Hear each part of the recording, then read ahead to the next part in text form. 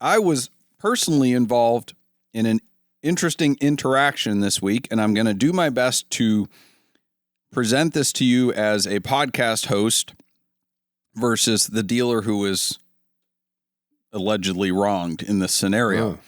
But it certainly went viral on the internet, and it was basically just a dispute over $900. So why did a dispute between two dealers over $900 go viral? And I think the long and short of it is because people are absolutely sick of being treated the way I was treated by car dealers, period. And they identified with it. So let's give you a rundown of the scenario, and I'm going to play the actual recorded calls of the interaction. Switch Cars, a dealer in Ohio, contacted Craig and Landreth Cars, a dealer in Louisville, Kentucky, not to be confused with the Craig and Landreth Inc. in Indiana, separate corporations. We'll get to that later. And they had a 2010 Porsche 911 advertised on their website, on Craig and Landreth Cars' website, craigsbestcars.com. It was advertised for $52,500. Switch Cars buyer said, hey, we're a dealer. Can we buy this for whatever, $51,250 is the price they were agreed upon. I don't want to quote the negotiations because I wasn't there. Said, we want to buy it wholesale. The salesman said, let me see how to get this done, because typically salesmen do retail deals. Wholesale deals are handled with somebody else, used car manager, whatever, but really doesn't matter. The salesman gets a commission if they sell the car. So said that the chief operations officer and the owner are having a meeting tomorrow morning, have to ask them how to do it. And after that, they sent us back a purchase agreement for the price of $51,250 plus an additional dock fee of $589.50. We'll call it $600. We pushed back and said, hey, we thought this was a wholesale deal. There shouldn't be a dock fee on a wholesale deal. And the salesman said, nothing I can do, hands are tied. We didn't really want to pay $600 more than we had agreed to, but we're like, whatever, I think the deal's worth it. So fine, we'll sign on the dotted line. We signed a purchase agreement. We signed a form for a non-refundable deposit of $1,000. The reason we did not finalize the deal immediately and fund them in full is because they were fixing a part on the vehicle. I think it was a front shock had to be replaced. The part was on order already. That's an important detail because we had offered to buy it just without the service being done and say, just like discount us the amount of that service. And they said, no, we're going to fix the car. We already have the part on order. So we said, fine, put the deposit down with the intention of finishing the deal once that part had come in. The next day, they called Brian, the buyer at Switch Cars, and said, hey, there's a problem with this deal, essentially. We were told to charge you for the service, which is $900. And that was not okay because, one, we had already agreed on a deal. Two, they had already increased it by $600, but we had signed, contracted deal, given them a deposit for a certain price. So I said, okay, well, have the owner call me. Because I'm thinking dealer to dealer, owners talk. My intention was, since we had not done business with them before, I figured, hey, they don't know who we are. I can say, listen, I think there's a pretty good potential relationship here because I value industry relationships a lot. We would not be anywhere without fellow dealers that we trade cars back and forth. And I thought that, maybe there was something to be said there that would inspire him to want to just, forget about the $900. So you would trade cars back and forth with other dealers because somebody might have a client or a market that could handle a car that maybe you couldn't, and vice versa? Exactly. Okay. If I get a Hummer on trade, I probably don't want it. Craig and Landreth Cars, they specialize in those types of things. A wholesaler that I know sells them a lot of cars. It's always lifted trucks. It's stuff people in Kentucky want. Gotcha. Right? Doesn't look like they do a lot of Porsche 911s. We do a ton of them. Like, specialization of labor, selling to your demographic. Like we don't do stuff above like $250K on a frequent basis. So when we get that stuff on trade, we don't want to buy it. We have other dealers that we have a good relationship with. Everybody scratches each other's back, and it makes the industry work. We're not islands. Anyway, apparently he did not see things the same way, and this is where it gets interesting. So he called me and left me a voicemail, which I have recorded here, and I will play for you. Hey, Doug, Joey Craig with Craig Landreth Cars, returning your call. Thank you for calling me, but the deal is, if you all want to buy the car, what I instructed the manager as, and I hope you don't want it. So you can call me back if you want, but you're wasting your time. Now, that was quite surprising to me. Not the professionalism I expected. Sound like he kind of came out of the gate swinging there. So I called him back, a little less confident that we could come to terms, but I still at least wanted to try because we had made a deal, and I thought that was only fair. And this is the call, the entirety of the call, unedited. Okay. How you doing? I'm good. Good. I'm wondering where we went wrong here on this deal. Why do you not want to? Well, where they went wrong is they shouldn't even have sold it to you. But it's pretty simple. I told the manager, if you all wanted to pay that, I'd go on and sell it. Other than that, I'm not interested in selling it. Okay, well, let's back up. We have a contract and a deposit. Hey, let's do this. Let's do this, okay? It's real easy. You don't have shit, okay? You're just like me. I got $1,000 that you give us on a credit card. If you decided you wasn't going to come, I wouldn't have shit. At a price, yeah. Okay. Yeah. Okay, but it's real simple. If you want it, let me know. You all are going to pay that much for it. If you don't, I do want it at the deal that we agreed to. That your associate. That's not happening. That's not happening. Okay. So you're going to violate a contract? Yeah, I'm gonna violate it. Why? Over $900? I don't want to sell the car in the first place. Okay, they shouldn't have sold the car. But I'll be glad. Why don't you want to sell the car? Hey, buddy, let me tell you something, okay? This is the last thing I want to be doing is talking to you about this, okay? Why? I don't care if you buy the car. You can buy the car for the $900 more or whatever the number is what it takes. Hey, Craig. If you don't want it, it's okay. Hey, Craig. On your website, it says, we believe fair prices, superior service, and treating customers right. I don't want do me a favor, okay? I don't want to hear all that shit, okay? You're buying the car wholesale. Do you want to buy the car or not?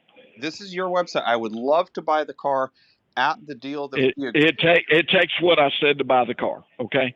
Whatever the manager has told your guy, that's what it takes to buy it. If you don't want it, please don't. Okay? We have in writing what it takes to buy the car.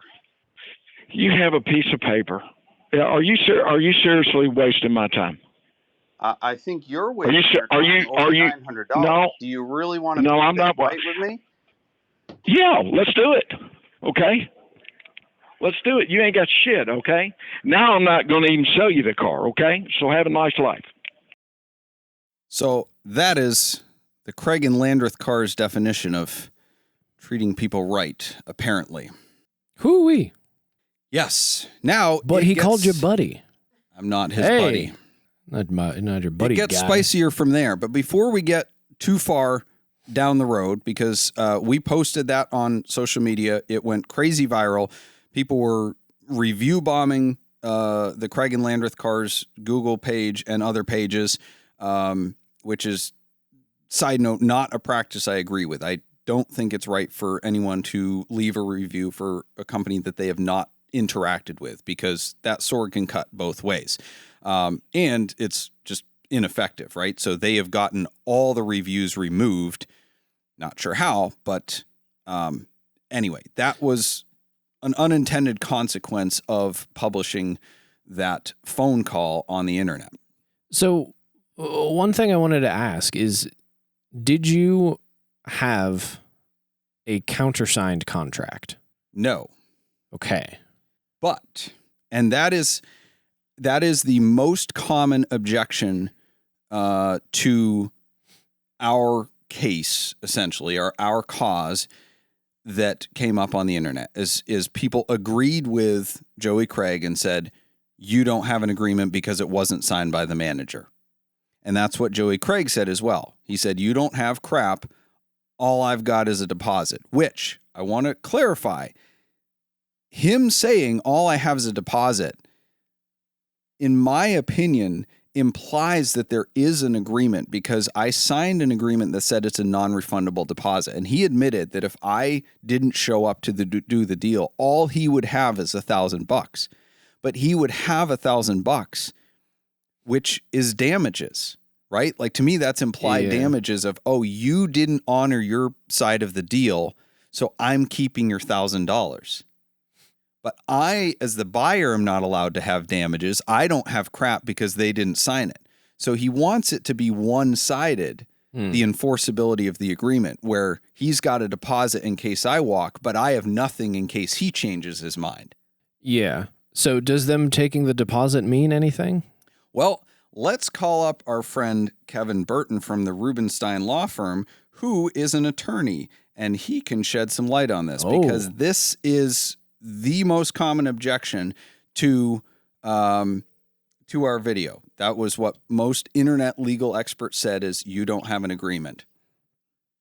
Hello, Kevin speaking. Hey, Kevin, you are live on Switchcast, and my co-host here just asked what everybody else has been asking, is because our agreement with Craig and Landreth Cars was not countersigned, did we have a real agreement? Is there any enforceability to the contract?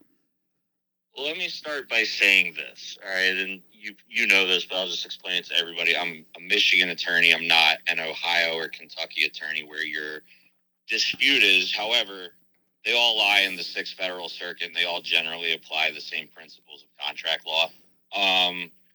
You paid the $1,000, as I recall, Doug, from our conversation, towards the vehicle, and you haven't received that back, right? We did receive the deposit back. They voluntarily refunded it after they canceled the deal. Okay.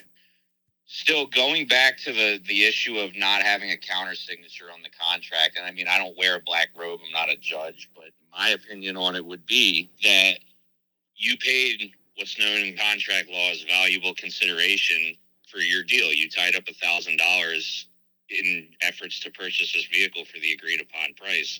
So the fact that they didn't countersign the agreement doesn't mean anything. And I don't know how familiar you are with the term statute of frauds. Have you ever heard of that? No. So statute of frauds basically is something that typically applies in dealings where both parties have to sign the agreement. Most states wouldn't find that this transaction that you had falls under the statute of frauds that requires it to be signed by both parties. There just has to be some kind of consideration that's tendered, aka your $1,000, towards the purchase of the vehicle. So my thoughts would be, regardless of them not signing it, I think it's still an enforceable agreement. Wonderful. Thank you. What are your thoughts? So I mentioned what is not a legal term, but essentially like implied damages. So I signed the agreement that says it's a non-refundable deposit. And Joey Craig admitted that if I didn't show up to do the deal, he would have $1,000. So they're basically saying, well, if you don't come through with your end of the deal, we keep your $1,000 because, that's our damages for you not upholding the agreement. So it's like he wants it one way, but not the other. Yeah. So in terms of your question you're asking to me is in terms of what your damages are for not getting the vehicle, right? As I understand it. Right. And just kind of like he's admitting that he has damages if I don't go through with the agreement, which to me says that he actually is validating the agreement because he's keeping the $1,000 if I don't go through with it. But then he's saying if he doesn't go through with it, I have nothing. I have no grounds to stand on. Well, yeah, absolutely. His statements to you. And I mean, I actually just, about an hour or two ago, I just watched the video again, and I got to say, he was wildly unprofessional in my opinion. But aside from that, you know, you do have like an opportunity cost lost here, you know, in terms of what you could have sold the vehicle for. So there is consequential damages is the legal term for it, and it flows naturally from the breach of a contract. And I agree with your point that you just made. He did ratify the existence of the contract. In fact, you even asked him in the video, you said, are you going to violate this agreement? He said, yeah, I'm going to violate it. So right there, him saying that acknowledges the existence of an agreement. I mean, that would be, if it were to play out in court, that'd be a pretty crucial fact, and that'd be a pretty crucial fact that, in my opinion, favors you. Great. Well, I appreciate the opinion. It's always good to have real professionals on our podcast as opposed to us just spouting things that we think. So I greatly appreciate that, and I think our listeners will as well. And that'll help me as well responding to the internet, the TikTok attorneys. Yeah. Well, thank you for having me on. I appreciate the opportunity to come on and speak about it a little bit. And you guys have a good night, all right? Yep, you too. Thank you, Kevin. All right, bye. You might have thought it would never happen, but Switchcast is endorsing a transport company. Whether you're moving a rare collectible, a high-end sports car, or your personal luxury vehicle, Shaughnessy Overland Express delivers with precision, privacy, and respect. This isn't just transport, it's white glove care from pickup to delivery. For over 14 years, they've earned the trust of collectors, enthusiasts, dealers, and owners by offering unmatched service and personalized attention. You'll work directly with their experienced in-house team, ensuring a smooth and private experience without middlemen or surprises. Every shipment is protected with up to $3 million in cargo insurance, offering peace of mind for even the most valuable and rare vehicles on the road. In addition to their enclosed fleet, they've also established a trusted auto transport brokerage service, giving you access to a nationwide network of vetted, open, and enclosed carriers. Whether you need transport on a route they don't currently operate, or their carriers are at full capacity when your schedule demands, they'll still get it done without compromising the Shaughnessy standard of excellence. Same professionalism, same personal touch, expanded flexibility. We are proud at Switchcast to endorse Shaughnessy Overland Express as the official transporter of Switchcast.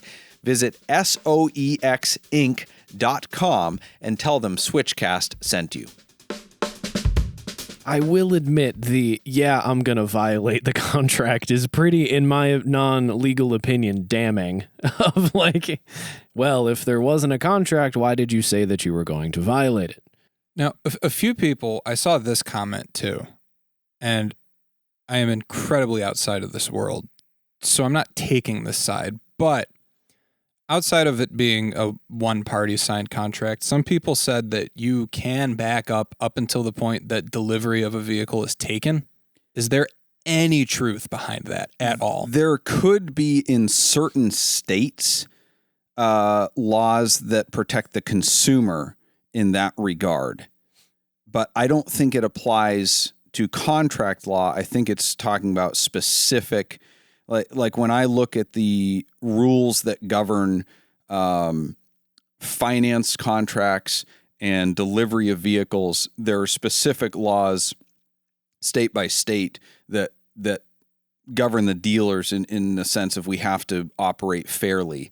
But I'm not aware of anything that, like any principle that overrules contract law that's like, oh, well, until you physically have the car. Like that's crap, because you could fully pay for the car, contract it, and say, hey, I'm going to pick it up in a week because I'm on vacation. They can't just like send you your money back because of that. So I think, again, that's just TikTok attorneys being TikTok attorneys. The crazy thing is posting this, after posting this, whoa, the dealer doubled down and have been sending me crazy messages or responding on social media with some really crazy stuff, and have done anything except take responsibility for just breaking a contract. I mean, Joey Craig said, oh, it's real simple. I'm saying, no, it's real simple. We had a deal. All you had to do was stick to it. But you wanted $900 more, and now we have this whole debacle. I got an email from Austin Fox, working for Craig and Landreth, sent from the Craig and Landreth company email. The email reads in its entirety, and I quote, "Doug, unfortunately for you, you do not have a signed contract. I understand, and judging by your inventory and pictures of your, quote, dealership, you probably don't have a lot of experience with actually selling cars, so you are probably unaware of what an actual signed contract is. If you and your dealership want to continue to play stupid games like uneducated brats that you obviously are, period, you will win stupid prizes. Just know we here at Craig and Landreth are rooting for you guys, and we hope you can recover from losing probably the only deal you'll have this month. Stay in there, guys. Have a blessed day." I love the "have a blessed day" at the end. They're just like, I am in the right and better than you. It sounds like professionalism runs from the top down here. Austin Fox then sent me a follow-up email. I think he went on ChatGPT to get his law degree and sends me this email cease and desist. Final notice regarding online activity and legal claims is the subject of the email. Reading it in its entirety, and I quote, "Doug, this will serve as formal notice that the ongoing public commentary on social media and Google reviews, whether by you or individuals associated with you, must cease immediately. These actions are not only could be damaging to the reputation of our business, but are also could impacting the livelihoods of over 100 employees and their families. We take these matters seriously and will take all necessary steps to protect our business interests. If you believe you have a legally binding contract, we encourage you to pursue appropriate legal action through the courts. However, based on our records, no such enforceable agreement exists. This communication constitutes our final warning. Any further attempts to damage Craig and Landreth's business reputation or interfere with its operations may result in legal action." End of email. Nice. Definitely didn't Yes. proofread any of that. ChatGPT would never make those grammatical mistakes. No, but it would have dashes It would have a strewn ton of throughout dashes. the whole It would thing. have a ton of dashes. Right. And it would explain oddly what a cease and desist is somewhere in there as if you asked it. Right. So again, they are unwilling to simply admit, "Hey guys, our bad. We should have sold you the car for the agreed upon price." So what if I don't know, and I don't know if much of the audience knows, like how a wholesale deal works. Like I can't just call up a dealer. I can't call up Switch Cars and be like, "Yo, I'm a wholesale dealer. Sell me this car at wholesale." It'd be a pretty sweet hack if that worked. Right.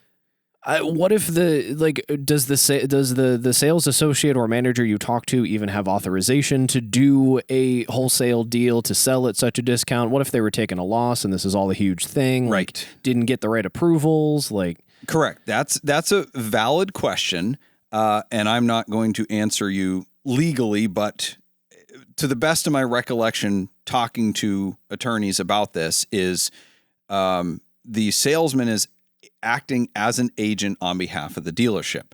So yes, they do have some sort of authorization to make deals, but that is irrelevant anyway, because he said in his text messages that he had to ask the COO and the owner after their meeting about this deal.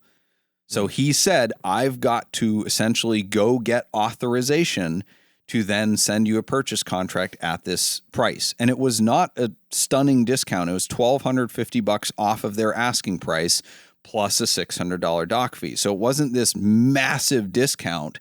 It was a fairly small discount. I think they just realized maybe that they underpriced it. I don't know what motivated them to want to change the deal other than, in my opinion, straight up greed. Because we've made mistakes. We have undersold cars before, and we knew it before the deal was finalized. But because we had a deposit and or had signed a contract and given our word, we honored it. And it cost us money. And we said, oops, we need to learn from that mistake and not do it again, whether it's pricing our cars better or not making a typo on a sales invoice, which we did. He had authorization to make this deal. And at no point, in one of the phone calls, which was not recorded on our end, the Joey Craig Jr. did say, the salesman wasn't authorized to sell it for that, which in my mind, is a bold-faced lie based on the text messages that we have.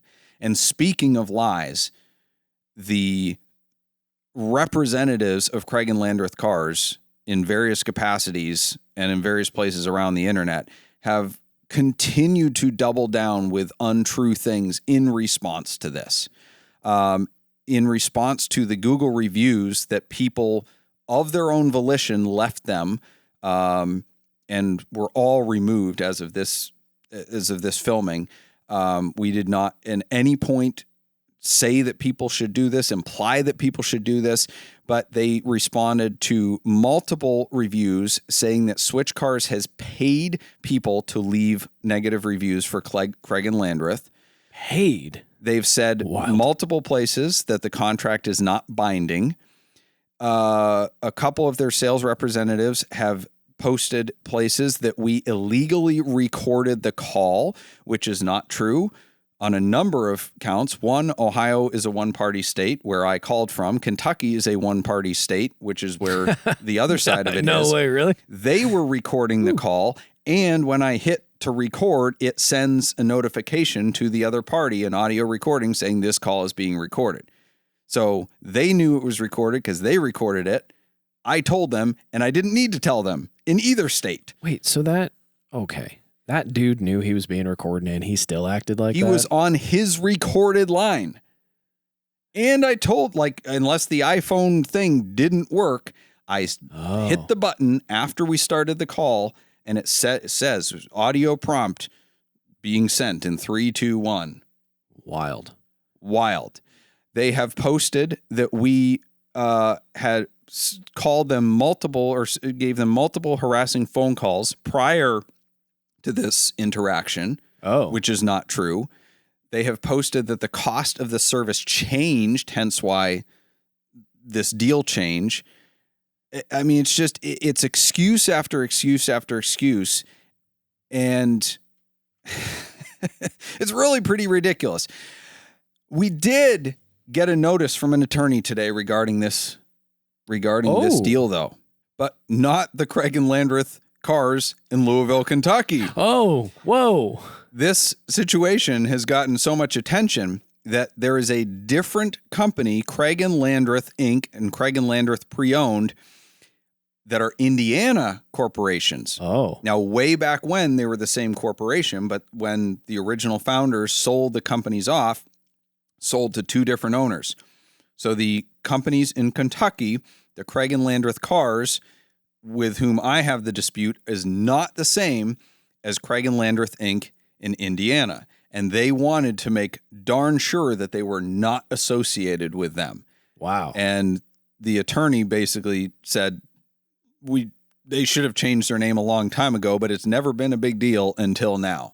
Oof. So it's kind of humorous, and the attorney was very professional, great conversation, but it is kind of humorous that even the other Craig and Landreth is like, no, this isn't us. Please don't, wrap us in with them.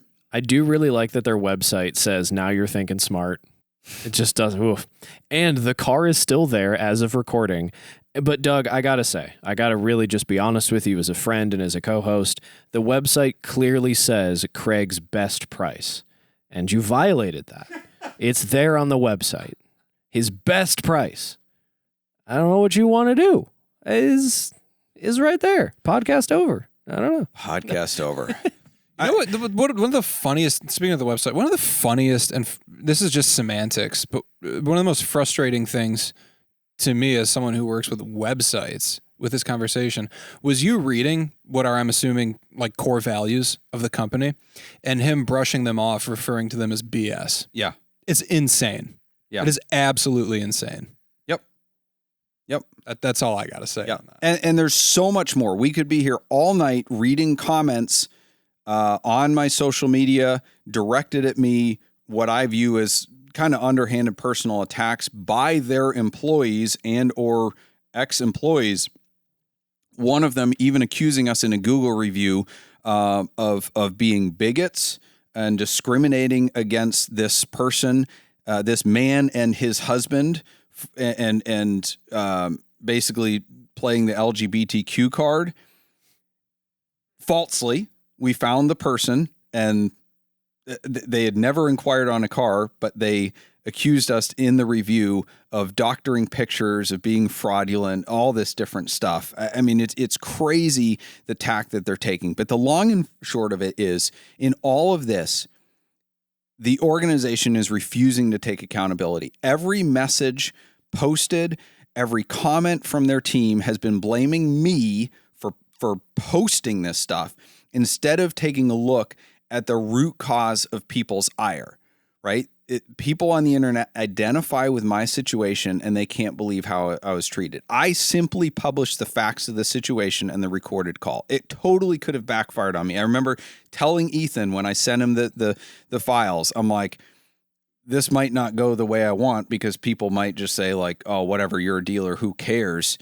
But it was the truth. We're going to put it out there. So if the internet decided that I was being a troll, it could have backfired. But people made their own decision based on what they heard.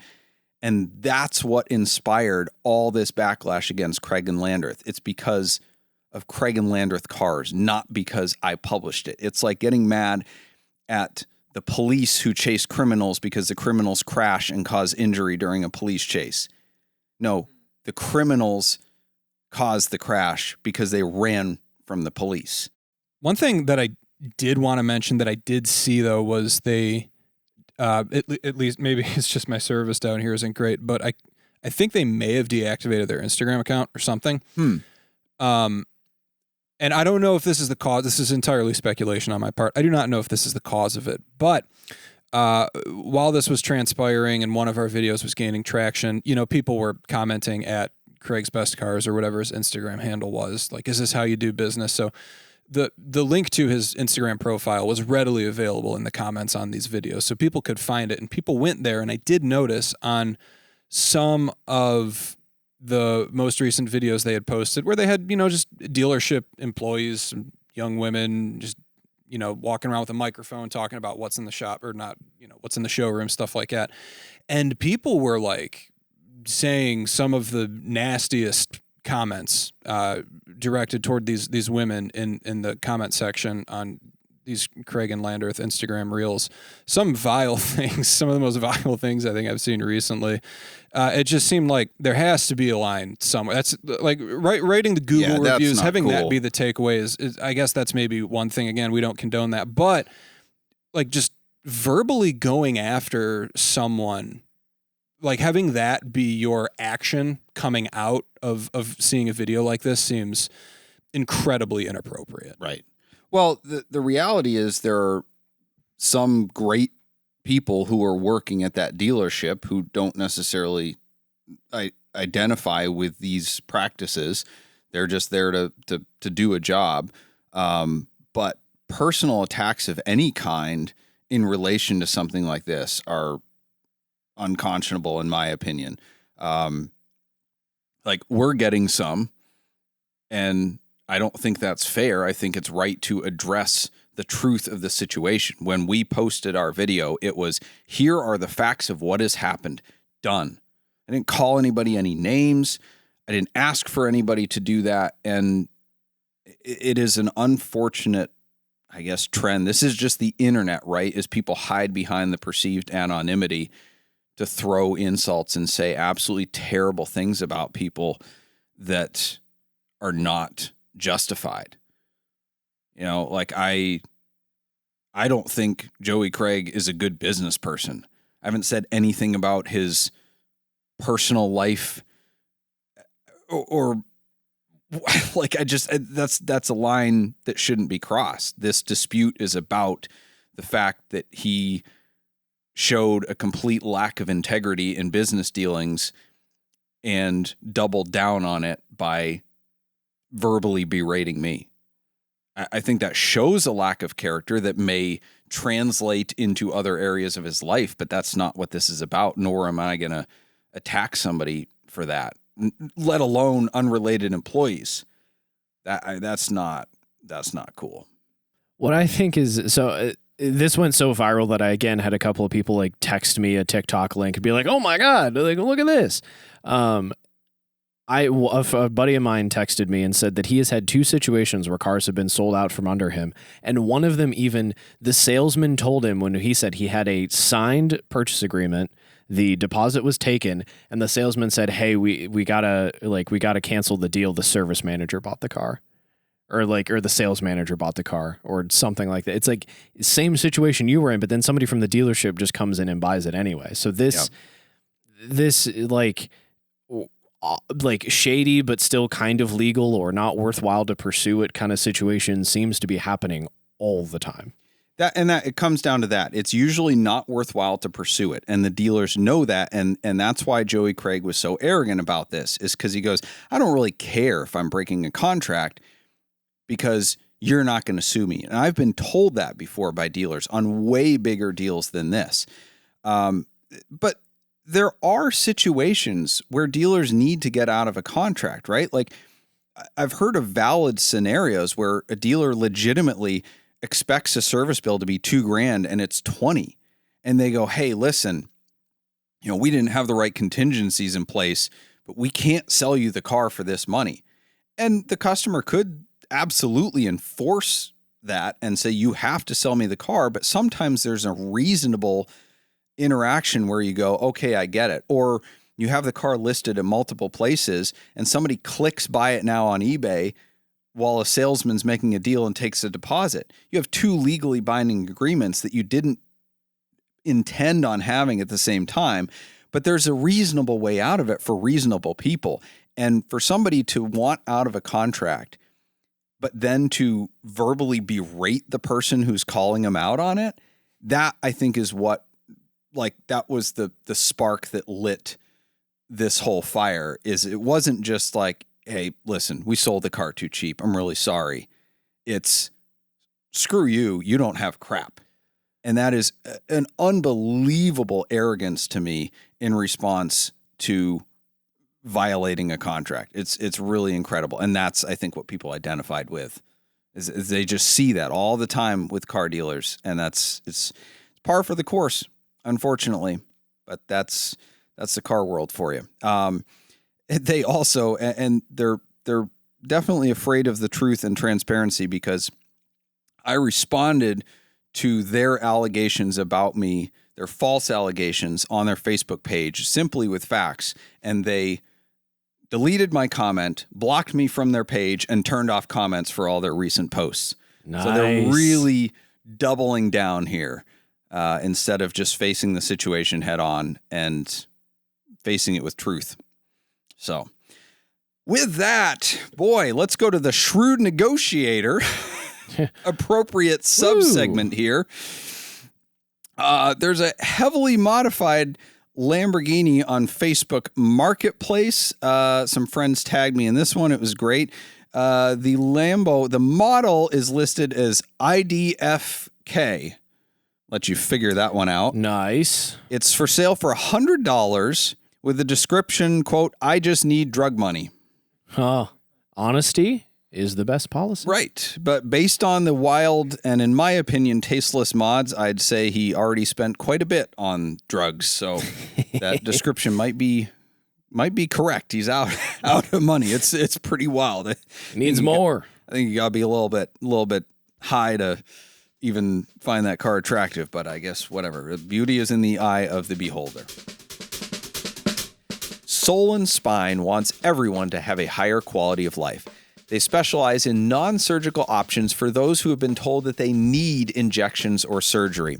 They offer state-of-the-art techniques that help over 90% of patients become pain-free in just weeks. Starting with thorough medical history and comprehensive examination, you'll work one-on-one with Dr. Hoover to meet all your treatment goals. Their mission is to unleash your body's own healing potential to avoid drugs and surgery. Visit soulandspine.com to learn more. Located in Solon, Ohio. Thank you for joining us for Switchcast with Doug Tabbitt and Tyler Sanders, produced by Ethan Huffnagel. Switchcast is an automotive entertainment and opinion show and nothing we say should be taken very seriously. We do not give tax, investment, legal, emotional, or professional advice, and the only licenses we hold are driver's licenses. The opinions expressed on this show are exclusively held by the people pontificating at that moment and do not reflect the values of our producers or sponsors. Our theme music is provided by Emily and Ivory. You can stream their full album on Spotify or SoundCloud. If you like this show, you can stream it in its entirety on your favorite audio podcast platform. Check out switchcast.live for more info.